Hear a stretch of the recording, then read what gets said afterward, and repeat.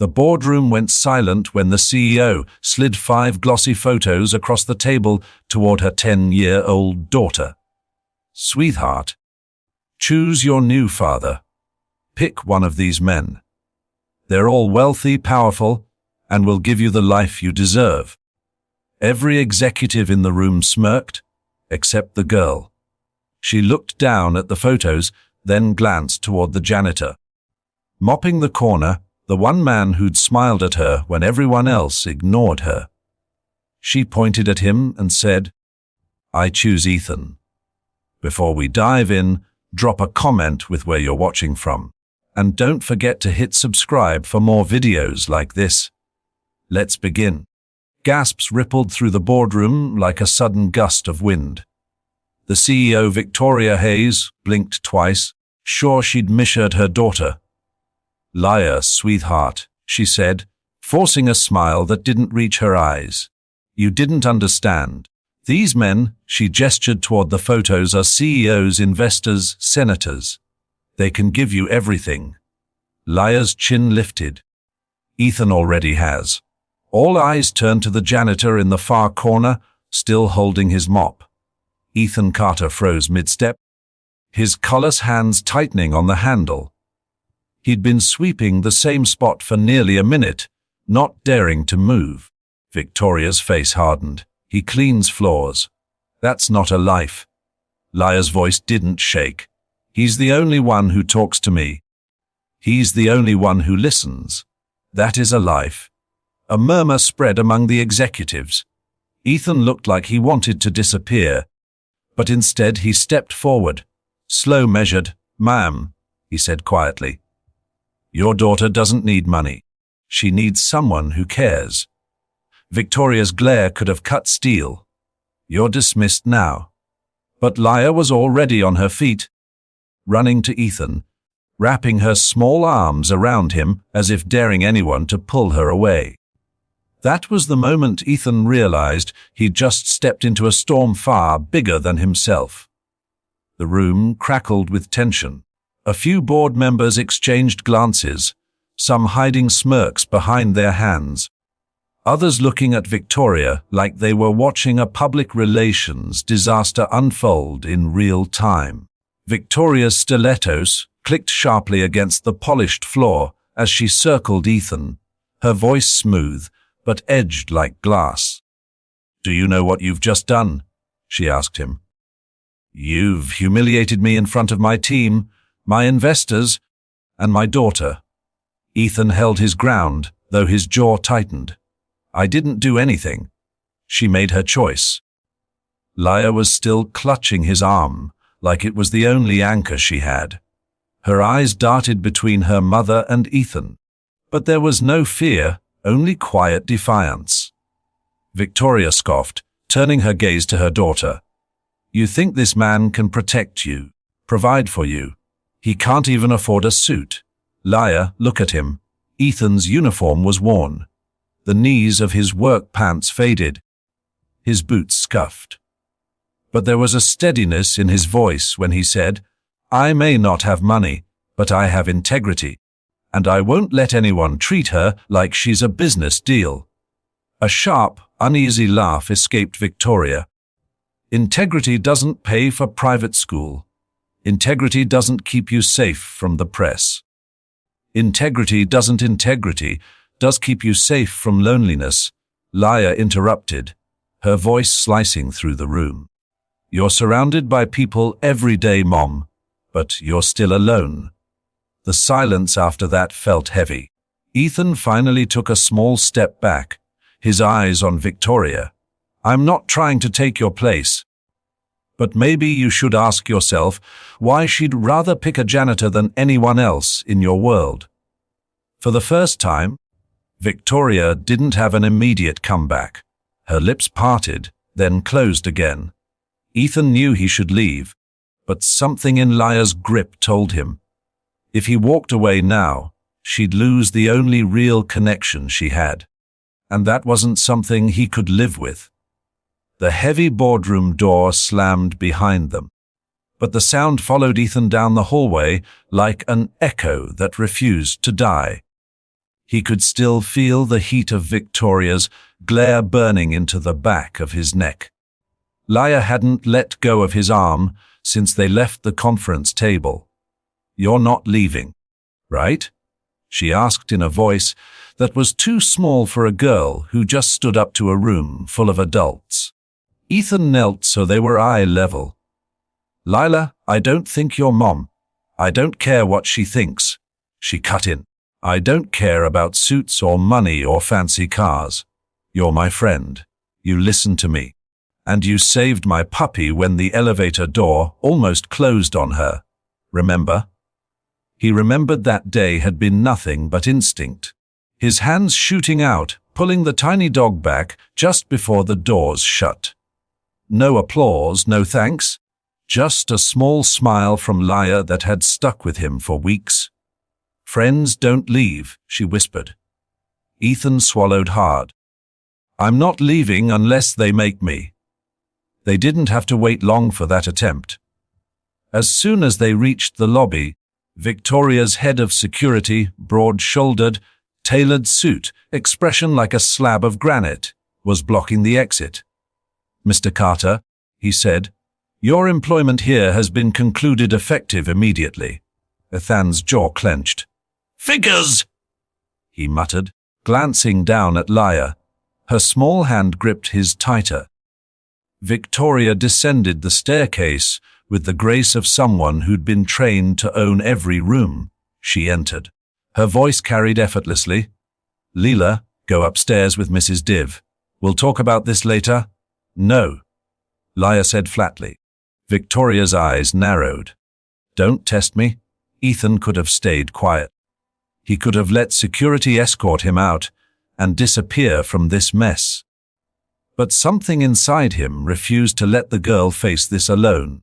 "She's not property you can trade for your corporate alliances," he said, his voice low, but razor sharp. "She's a kid. She gets to decide who she trusts." Victoria's lips curved into a smile that didn't reach her eyes. "You think you've won something here, Mr. Carter? You've done nothing but paint a target on your back. I'll make sure you can't get a job in this city again." Ethan met her gaze without flinching. "If that's the price for not letting her feel alone, I'll pay it." The room felt smaller, the air thicker. Victoria's nostrils flared slightly, but she said nothing more, just turned sharply and strode away, her heels snapping against the marble floor. The security guard stepped forward, but Laya moved first, planting herself in front of Ethan. "If he goes, I go," she declared. The guard hesitated. "Miss Hayes, you think the press will love a headline about a CEO throwing her own daughter out for hugging a janitor?" Ethan said quietly, his gaze locked on the man's. The guard's jaw worked, but he stepped aside. Ethan didn't move immediately. He just looked down at Laya, her face a mixture of fear and fierce determination. Then he knew this wasn't over. Victoria Hayes wasn't the kind of woman who lost quietly. By morning, Ethan's phone was buzzing non-stop, but not with job offers. 3 voicemails from companies he'd applied to in the past week, each saying the same thing in slightly different words. "We've decided to move forward with other candidates." One email from the building's HR department.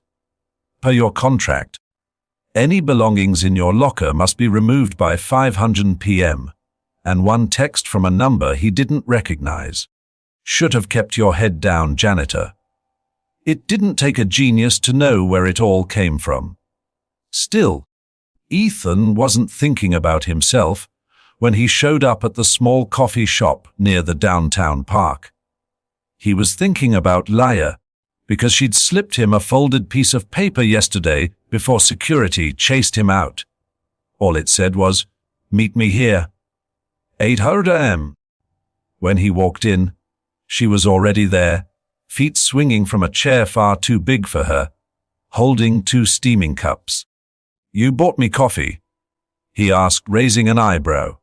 "It's hot chocolate." She corrected with a grin. "You look like you need it." The simplicity of it hit him harder than he expected. No agenda, no expectation, just kindness. "I don't think your mom's happy about this," he said carefully. "She's not happy about anything, unless it makes her richer," Laya replied, stirring her drink with exaggerated focus. "She doesn't care about people. But you do, and I'm not going to stop talking to you, no matter what she says." Before Ethan could answer, the bell over the door jingled. A man in an expensive navy suit walked in, scanning the shop until his eyes landed on Ethan. He approached, his voice clipped. "Mr. Carter, my name is Simon Pierce. I represent Hayes Global. Miss Hayes has authorized me to offer you a settlement in exchange for your quiet departure from her daughter's life." Ethan leaned back, watching the man slide a crisp envelope across the table. Laya's eyes went wide. "I don't want your money," Ethan said. "You should reconsider," Simon replied smoothly. "It would be unfortunate if certain stories about you were to make their way into the press." Laya slammed her small fist onto the table, startling the man. "He didn't do anything wrong. You're the ones lying." Simon's jaw tightened, but he turned back to Ethan. "You have until the end of the day. After that, we can't guarantee this remains civil." When he left, Laya looked at Ethan with a mix of fear and stubbornness. "She's going to try to ruin you." Ethan sighed. "Yeah, but the only way she wins is if I walk away from you. And I'm not doing that." For the first time since yesterday, Laya smiled. "Good, because I have a plan."